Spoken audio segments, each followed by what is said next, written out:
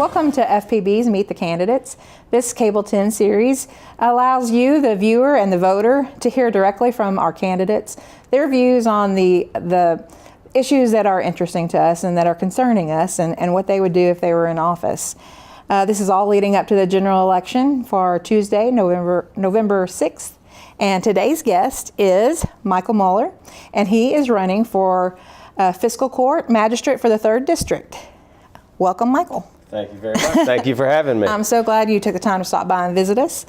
I figured we'd just start out this whole thing by you telling us about yourself and what inspired you to run. Okay, let's get going. Let's do it. So my name is Michael Mueller. Okay. My wife and I own Inside Out Design, a small business in Franklin County. We employ 15 full-time people year-round. 2 children, Vance's 13-year-old son, and Jules, my 14-year-old daughter. Never thought I'd get into politics. My father always told me to stay out of politics because he worked for the federal government.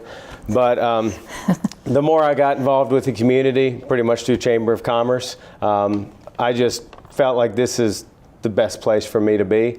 So I'm taking the time with my family's consent and running this campaign. So I'm excited to do it. Great. Well, before we get started, why don't we go over what area the 3rd District covers? Okay. The 3rd District is basically Georgetown Road. Okay. So basically, if you start on Versailles Road, go all the ways out Georgetown Road, Silver Lake 1, 2, kind of behind McDonald's there. You have Indian Hills is a big part of it, and then over to Peaks Mill School, Ridgeview, Arnold, Green Hill, and all that. So that's pretty much the gist of where it is. Well, some of our viewers might not be aware of really what the responsibilities are of a magistrate, so another fiscal court. So what are the responsibilities? You know, it's amazing. You know, as I walk the neighborhoods, you know, I walked into primary and I'm walking again, it's amazing how many people ask, what is a magistrate? What does a magistrate do? And honestly, I didn't really know until a couple years ago. So basically, a magistrate is the middle person, I say. So if you have a problem with your road, drainage, anything you can think of, a light out of a pole, things like that, you should call your magistrate. The magistrate's the middle person.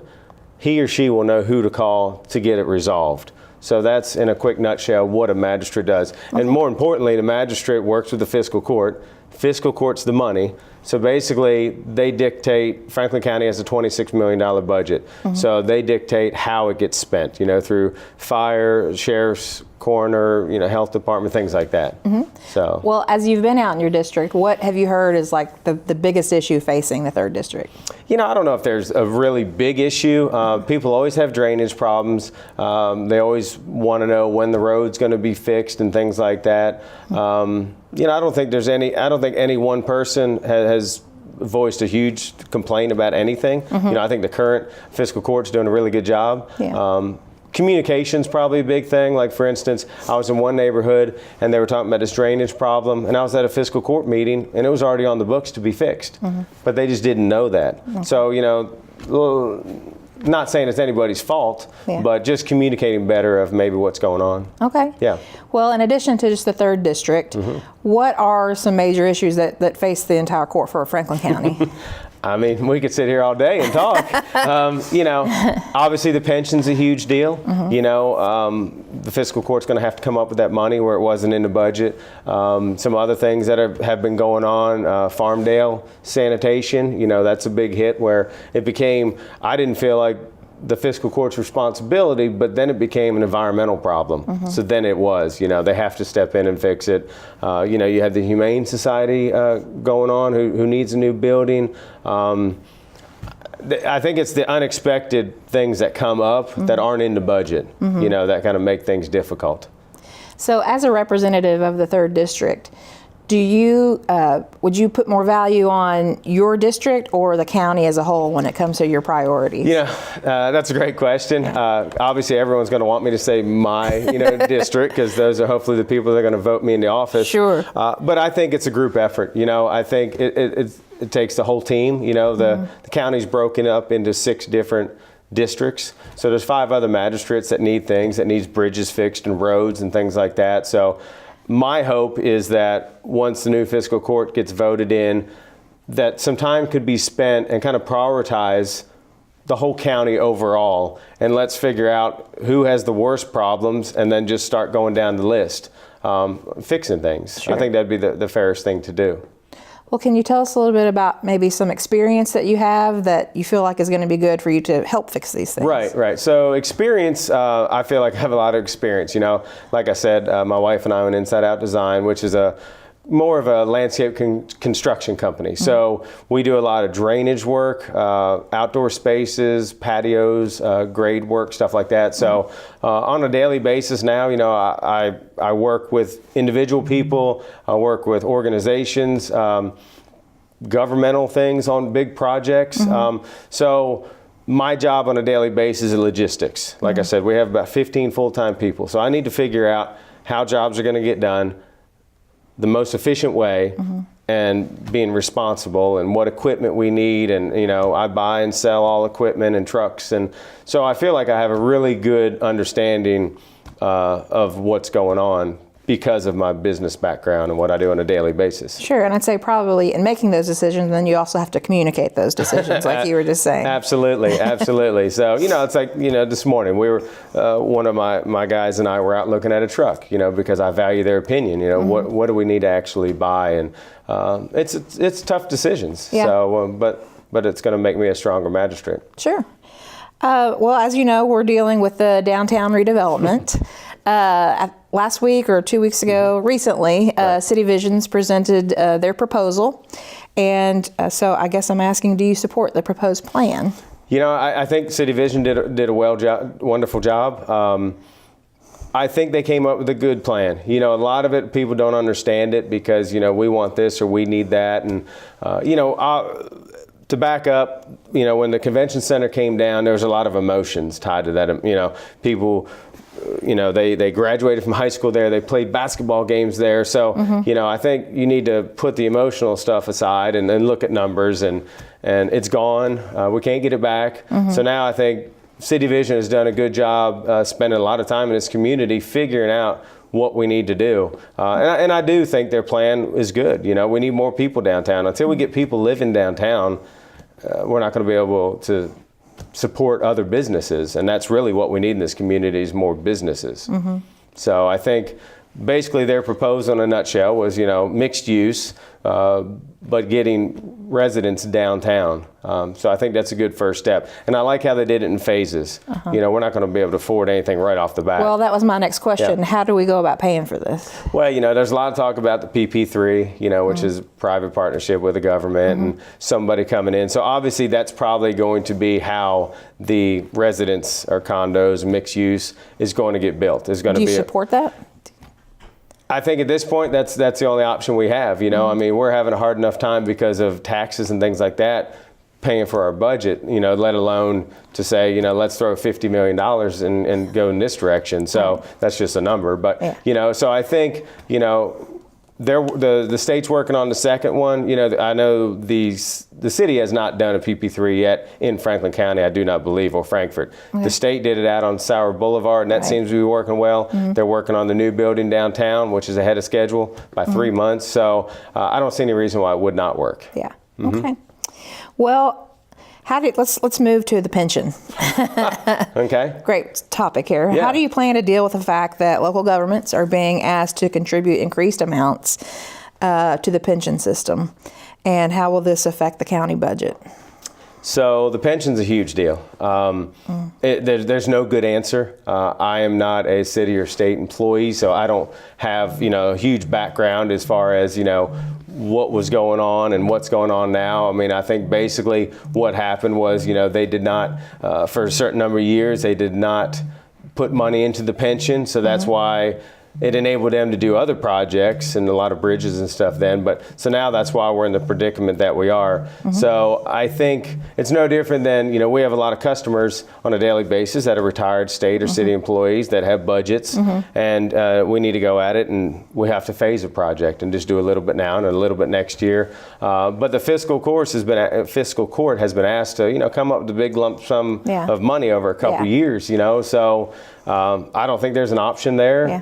We're just going to have to look at it and figure it out. So that evidently is including increased taxes. Just This year, the Franklin County Fiscal Court has already voted to increase tax rates. And in fact, the State Journal reported that Franklin County's Fiscal Court ranks first among the contiguous counties in tax rates. Right. So we'll say we're looking at Scott County Fiscal Court. They're looking at property tax rates at 6.3 cents per $100 in valuation, compared to what Franklin County Fiscal Court has approved, 18.7 cents. That's triple. So why is it? Why is it that much? So let me talk about that a little bit, because I've been super involved with the Fiscal Court, and I'm on the recycling committee and some things like that in the town here. So one thing that those numbers, and I argued this a little bit with the Fiscal Court, is it's not apples to apples. Okay, Franklin County has a full-time sheriff's department, fire department.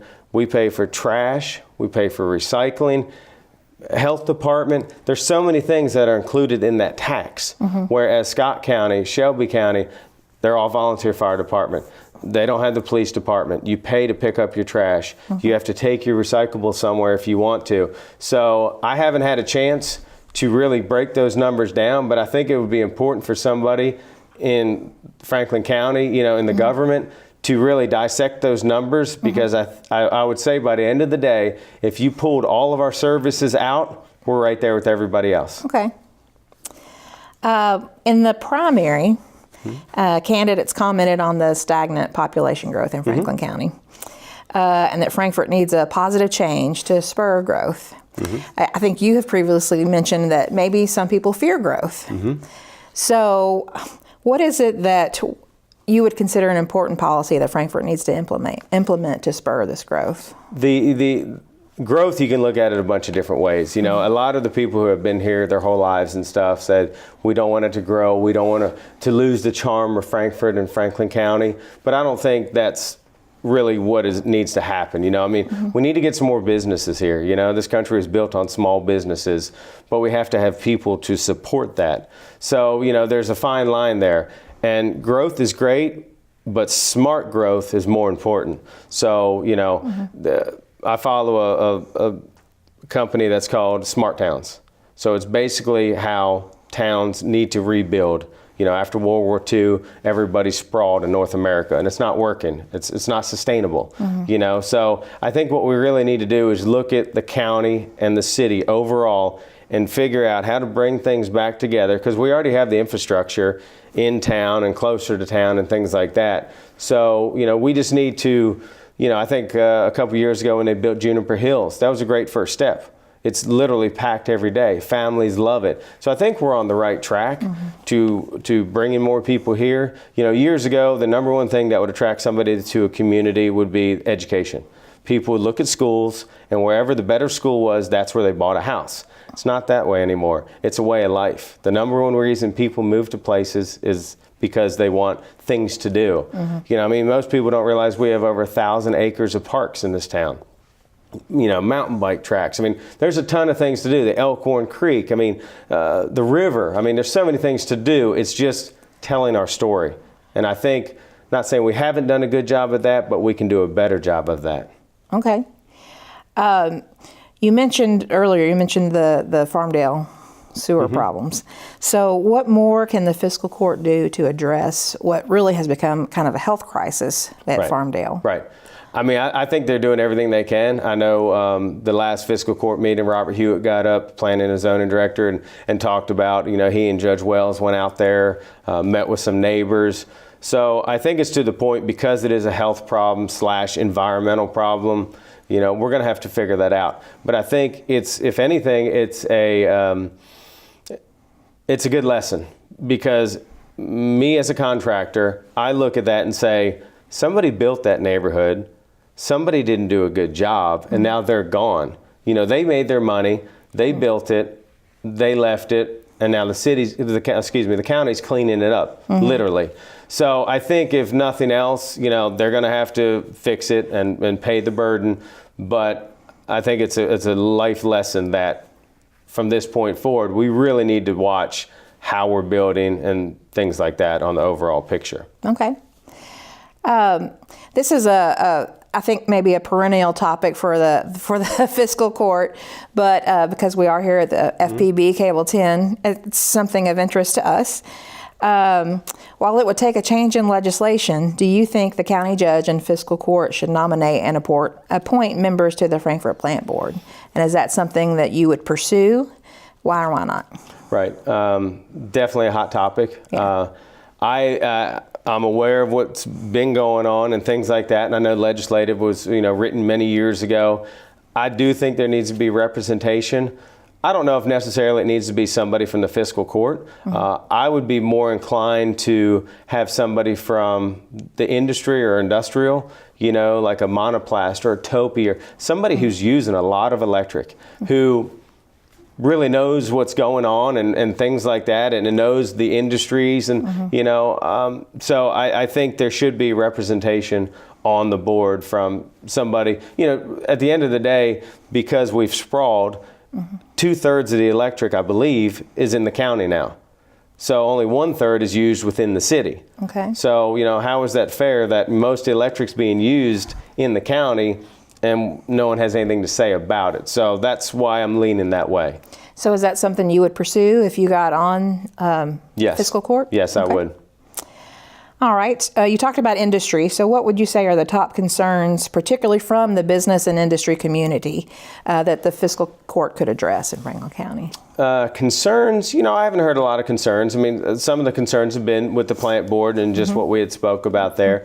I think the fiscal court can do a better job of communicating with existing companies and new companies, trying to make it a little bit easier, especially when new companies are coming to town, as far as a welcome wagon and processes and how things are streamlined. Right. So I think there's a lot of room for improvement there. At the end of the day, it's communication. And that's, if we have a breakdown in our business, it's because of lack of communication. So kind of on a similar level. Okay. Well, our local economic development group tells us that the availability of skilled labor is a major obstacle for them in recruiting new jobs to the community. What can our local government do to grow our workforce in size and skill? So being a business owner, I deal with that every day. Sure. Every single day. It's a friend of mine said years ago, running a business is like running a daycare. You're really just taking care of people, but it's becoming worse. I find ourselves buying more equipment and things like that so we can have less, employees, because they're just not anywhere to be found. And it's not just a problem here. I talk to companies all over the country, and it's the same thing. It doesn't matter what industry or anything. So I think the fiscal court could maybe help a little bit through the school system. I think I was 2 years ago, I was chair of Chamber of Commerce, and one of the things we started doing was going into schools and teaching soft skills and things like that. So I think maybe getting a program set up where we could be a little bit more involved in the school system. I know we have a great superintendent, Mark Kopp, and Houston Barber downtown, and they're both doing a great job, and things are heading in a positive manner. So they're up for any help, anybody's willing to give them. So it might even be bringing some of the companies into the schools, like the industries or business people like me or things that might help. Sure. I think another thing is that a lot of businesses can't get employees because when they do find qualified employees, they can't pass a drug test. So what is there something that our local governments could do to address a drug problem that we have? Well, I think they are already trying. The opium epidemic is just out of control. I personally have a nephew that just fought it for 11 years, and he's lucky to, he's been sober for a year. But it's a terrible thing. I think the sheriff's department and the city police are doing everything they can, but they're an uphill battle. They truly are. I know Ed Council's doing a lot of things with kids, and everybody's trying. So I think a lot of it is just putting everybody together to keep talking, the whole communication thing. I still think a lot of it goes back to home life. There's a lot of broken families and things like that, and I wish kids had better, people to look up to and things like that. So that's a huge, huge problem, especially in Franklin County. Sure. Well, in the last 6 months since we last did the Meet the Candidate interviews, you've had the opportunity to get out in the community, to introduce yourself, to meet your constituents. and hear what's going on in your district. So just in general, what have you learned about Frankfort and Franklin County and the people of Franklin County during this experience for you? I love it. I'm so excited. People are like, oh, you're going to go knocking on doors and stuff. I love it. I'm a people person. I love listening to people. I love hearing their good things and their bad things because I like to fix problems, But most all in all, everybody loves to live here, the people that are here. I think in a whole, if we could get everybody telling the story a little bit more, I always said Franklin County needs more cheerleaders, to talk to the people that live outside of especially like a lot of the state employees that live in other counties. I don't know if they know exactly what's here. And I think if somebody could break the numbers down on the tax deal like we had talked about earlier, it would start to make sense to a lot of people, because a lot of that is time wasted away from your families driving back and forth and things like that. So. Sure. I think it could be better, but I think all in all, this is a wonderful community, and that's why I want to get more involved. Great. Mm-hmm. Well, I think you made mention of this earlier, but are there any decisions or steps the fiscal court has taken that you would have done differently if you had previously been a magistrate? Not that I know of, honestly. Like I said, I think everybody in there is doing a great job, and until hopefully I get in there, it's easy to sit on the sidelines and coach, but until you know exactly what's going on and exactly what's been said and the background with some stuff that's not privy to, just your average person, I think that's hard to comment on. So, no, I can't think of anything off the top of my head. Like I said, I think everybody's been doing a great job. And I think, honestly, the people that are in there now are doing what's best for the county. I mean, that's why they hopefully are in those positions. Yeah. Mm-hmm. So if you do get elected, once you get in there, is there a particular goal that you would champion? And as far as you're in, this is what I'm doing. I'm going to focus on this. And yeah. I would say, honestly, a lot of my focus would be just the business aspect of it, as far as trying to bring more people to the community, and that's basically going to build the tax base, because right now that's basically where the money comes from. Right. So until we build that tax base, we're kind of stuck where we are. I think we're at a pivotal point. Franklin County's ready to head in the right direction. I think my biggest thing is probably working with, Robert Hewitt and some people like that to say, let's talk about the Buffalo Trace and the West Six breweries that I deal with, and we do a lot of work. And I hear some of their concerns and comments, good and bad. I think there just needs to be more communication, and we need to figure out how to make things a little bit easier for everybody. And I'd love to get out and talk to the existing businesses a little bit more, and just keep everybody happy. Yeah.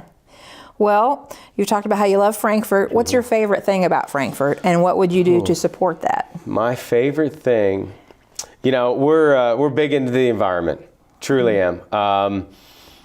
Probably, without my kids here to answer that, probably the creek. Yeah. We're fortunate enough to have a little farm that runs next to the creek. So, a lot of our memories are kayaking, boating, fishing, things like that. But a lot of our environmental stuff that we have here, like I said earlier, are parks. I love, my father was deputy of the Department of Interior. So most of his job with the federal level was the parks. Wow. Yeah. So I guess I'm kind of, and we do a lot of camping. So I'm kind of, levitate that way. So, the parks, environmental stuff, the riverfront's becoming a huge deal. For years, we've tried to block the river out. And now finally, people are realizing that's a beautiful thing.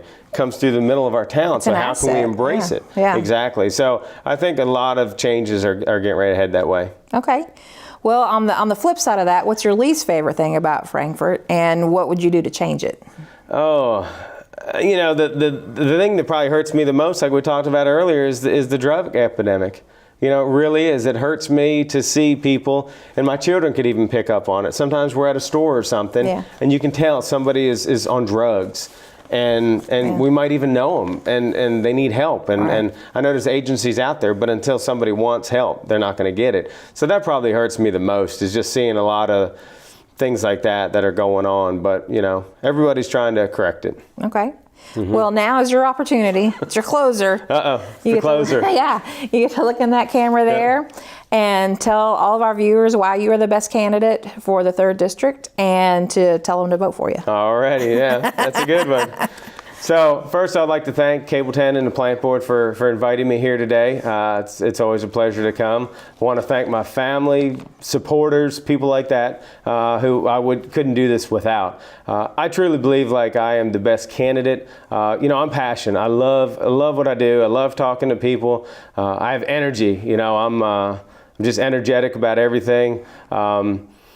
Experience, because of my day-to-day job, I'm dealing with a lot of these contractors, governmental agencies and things like that. It just fits. And I truly believe that. I'm not looking to be a career politician. I'm looking to make things better. So that's why I'm running. That's why I ask for your vote on Tuesday, November 6th. And can I give some information? If people want to find out more about you, what do they do? The easiest way to be, I'm on Facebook, magistratemueller.com. Any way to get a hold of me, like I said, either through website or through Facebook, Michael Mueller political page is a great way to get in touch with me. And if you have any concerns or comments, good or bad, give me a call, send me an email, and I would love to come out and talk to you one-on-one. Thank you so much. I appreciate it. Thank you. I know that our viewers appreciate as well hearing from you folks. It's Michael Mueller. That is correct. Michael Mueller, he's our candidate for 3rd District Magistrate on our Fiscal Court. And I would encourage all of our viewers to go out and vote on Tuesday, November 6th, and then catch us live on Cable 10 for election results at the County Clerk's office. It's always good to get informed and voice your choice, and we'll see you next time on Meet the Candidates.